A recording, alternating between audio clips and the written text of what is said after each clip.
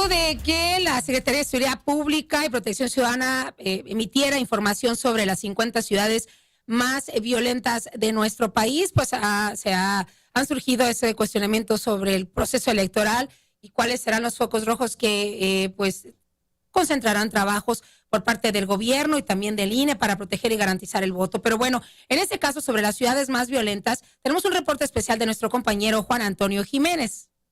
Por séptimo año consecutivo, una ciudad mexicana fue la más violenta en el mundo y Colima ocupa ese primer lugar, mientras que la segunda posición fue para Obregón. Así lo dio a conocer el Consejo Ciudadano para la Seguridad Pública y la Justicia Penal al presentar su ranking 2023.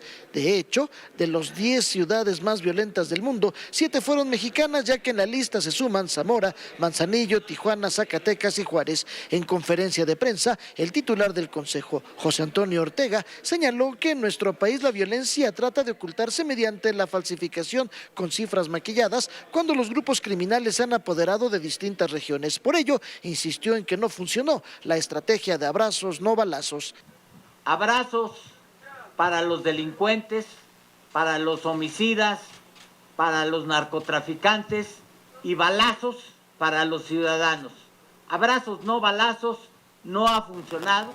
Ortega Sánchez también alertó que la violencia podría incrementarse para la siguiente administración y solicitó a las candidatas que den a conocer la estrategia que llevarán a cabo para combatir a la delincuencia. La exigencia a los candidatos de todos los partidos y de todos los niveles para que digan qué van a hacer con la violencia, qué van a hacer con los homicidios dolosos, con el cobro de derecho de piso, con los robos con violencia en carretera, con los secuestros. ¿Qué van a hacer con eso que nos está agobiando? Entre la lista de las 50 ciudades más violentas, en donde se califican a los homicidios dolosos, hay 16 ciudades mexicanas y entre los demás países se encuentran Estados Unidos, Brasil, Haití, Sudáfrica, Trinidad y Tobago, Colombia, entre otros. Con imágenes de Óscar Jiménez en Grupo Fórmula, Juan Antonio Jiménez. Gracias, Juan Antonio. Yo hacía mención sobre las 50 ciudades también con alto índice de homicidio doloso, ese tipo de delito de alto impacto en nuestro país, porque se da en el marco del anuncio justamente de esas 16 ciudades que mexicanas dentro del top 50 a nivel mundial, y que pues la primera ciudad está Colima y luego está Ciudad Obregón en Sonora. También para hablar del tema le agradezco mucho al especialista en seguridad pública David Saucedo. ¿Cómo estás, David? Qué gusto saludarte de nueva cuenta. ¿Qué tal, Michelle? Qué gusto saludarte, un placer estar contigo con tu auditorio, a tus órdenes. Al contrario, ¿qué tienen? Cuéntanos de la fórmula de Colima y de Ciudad Obregón, Sonora, para aparecer en esta terrible lista. Bueno, en el caso de Colima, lo que tenemos es una división del cártel Jalisco Nueva Generación. Siempre existe la tentación de culpar a las autoridades, con toda razón, además, del clima de violencia que se vive en alguna región. Pero en Colima en particular, los rumores acerca de la posible muerte de Nemesio Ceguera, alias El Mencho, provocó que el jefe de plaza, un individuo apodado La Vaca, rompiera con su organización, no aceptar el tutelaje del jefe regional del cártel Jalisco, y en este caso se escinde y se da una guerra intestina entre el propio cártel Jalisco Nueva Generación por el control de Colima y también del puerto de Manzanillo. Pero esto es derivado de los rumores nunca confirmados que tienen ya a largo rato acerca de la posible muerte del líder del cártel Jalisco Nueva Generación.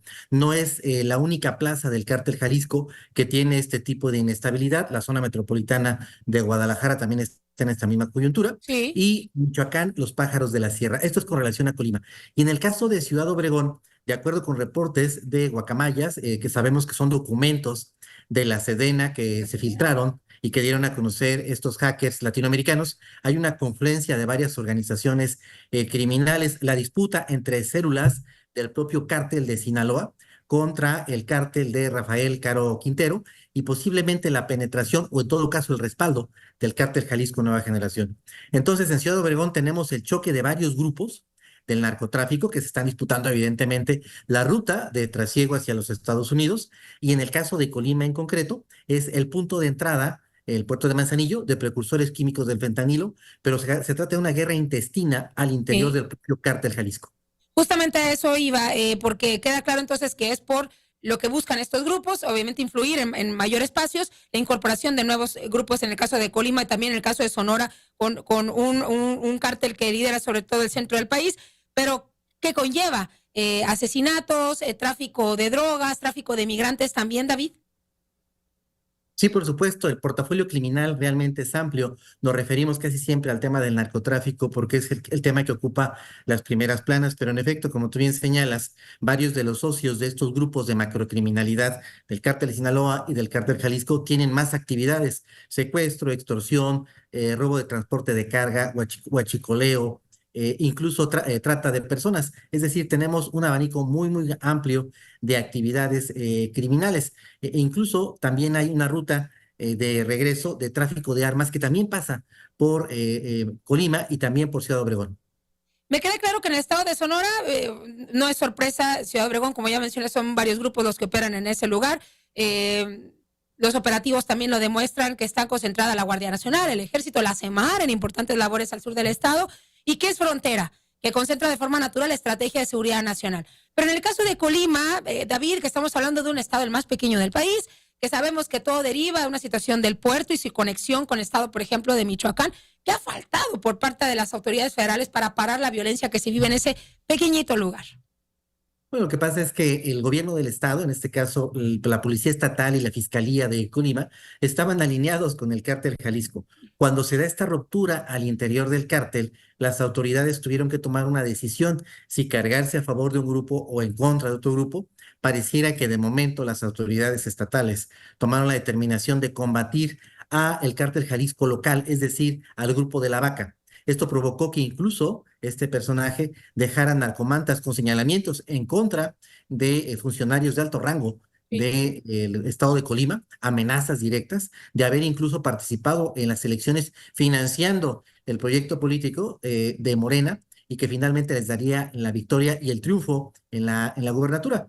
Lo que ha hecho el cártel Jalisco desde Tlaquepaque es mandar células para que traten de recuperar este punto muy importante para ellos. No pueden perder el puerto de Manzanillo, debido a que pues, es una ruta de entrada para el fentanilo y también de drogas ilícitas de Sudamérica, concretamente de la cocaína colombiana, que ya no sale desde Colombia, sino desde algunos puntos el Ecuador y de Bolivia.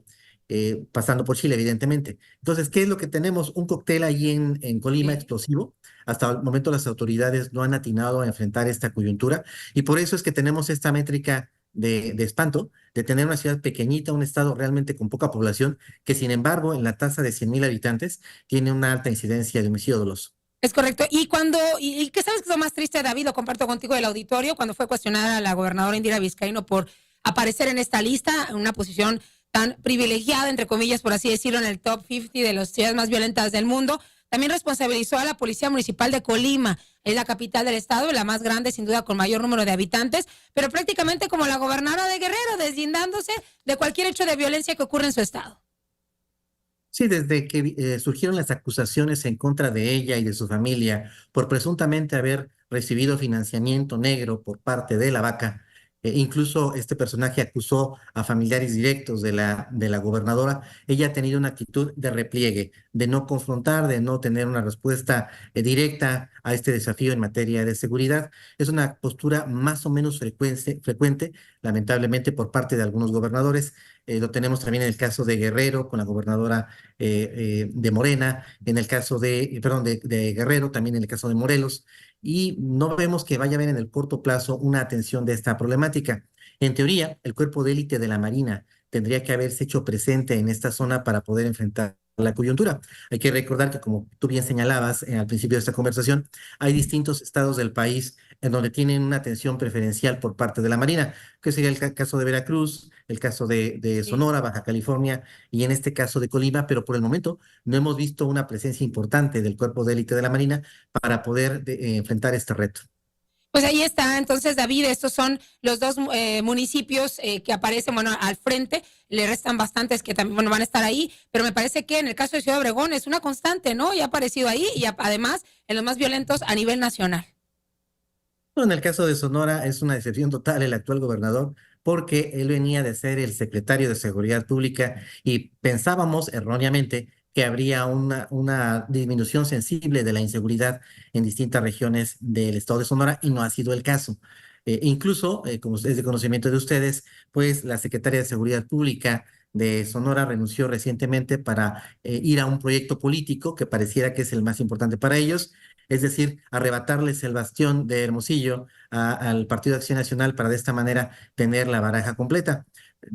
Me parece, por lo que alcanzo a ver en las asignaciones presupuestales, que por el momento la atención del gobierno del estado está centrado Bien. sobre todo en la coyuntura político-electoral y no en el tema de inseguridad. Bien, David Saucedo, como siempre, muy valiosa tu colaboración. Estamos en contacto si nos permites. Gracias por esta entrevista. Gracias, Michelle, te mando un abrazo. Gracias. Ahí está la entrevista con David Saucedo, Colima y Ciudad de Obregón, las ciudades mexicanas que aparecen como las más violentas dentro del top 50, el top 50 a nivel mundial. Así la situación.